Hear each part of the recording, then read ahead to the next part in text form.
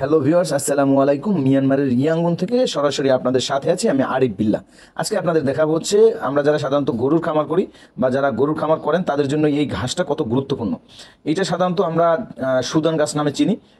এই রকমেরই দেখতে কিন্তু আরও ঘাস রয়েছে, বিভিন্ন প্রকার ঘাস রয়েছে, যেমন জারা ঘাস বলেন অনেকে, এবং নেপিয়ার ঘাস আছে এরকমের। তো এটা হচ্ছে মূলত সুদান ঘাস। এটা কিন্তু অনেক বড় হয়, প্রায় ভুট্টা গাছের থেকে অনেক বড়। আমার মতে এটা প্রায় 8 ফুট পর্যন্ত লম্বা হয়, বা তার থেকেও একটু বড় হইতে পারে আমি যা দেখছি। তো এখানে দেখতে পাচ্ছেন এই ঘাসটা লাগানোর জন্য কিন্তু অলরেডি আমরা জমি প্রস্তুত করতেছি। আমরা এই মৌসুমে হচ্ছে আমাদের যে ঘাস আছে তা দিয়ে প্রায় 3.5 একর বা 3.5 একর জমি হচ্ছে আমরা ঘাস চাষাবাদের উদ্দেশ্যে বা ঘাস রোপণের উদ্দেশ্যে প্রস্তুত করছি। মূলত আমার এখানে প্রায় 40টার মতো গরু আছে, এবং এর পাশাপাশি মহিষ আছে 41টা। তো এই মহিষ এবং গরুর জন্য মূলত এই ঘাসটা আমি এখানে চাষাবাদ করতে যাচ্ছি।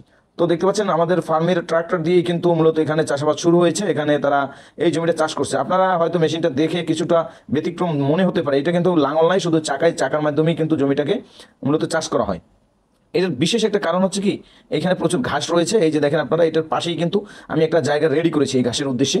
এখানে প্রায় 2 একরের মতো জায়গা আছে, এবং যেখানে চাষ করতেছে সেখানেও প্রায় মনে হয় যে 25 ডেসিমাল বা 25% মতো জায়গা আছে। সব মিলিয়ে আর কি 3.5 একর বা 3.5 একর জমি হচ্ছে আমরা ঘাস চাষের উদ্দেশ্যে রেডি করতেছি।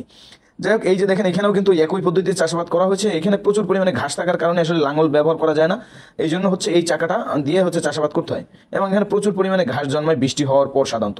তো এটা চাষাবাদের জন্য আপনাদের কিন্তু আরও কিছু গুরুত্বপূর্ণ বিষয় মাথায় রাখতে হবে, এবং সেই বিষয়গুলো মাথায় রেখেই হচ্ছে আপনাদের ঘাস চাষাবাদ শুরু করতে হবে। তো এই যে দেখেন এখানে আবার আমাদের মমিন ভাই হচ্ছে ঘাস কাটতেছে।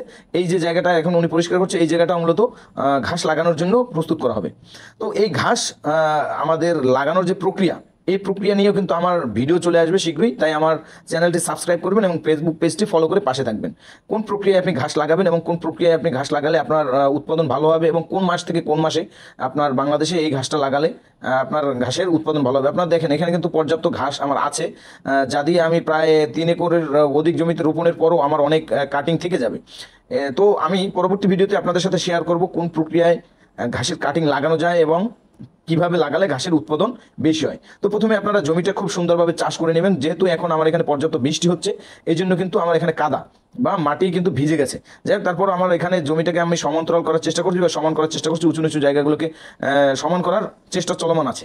তো জায়গাটা মোটামুটি একটু সমান হয়ে গেলে আমরা এখানে কাটিংগুলো রোপণ করে দেবো।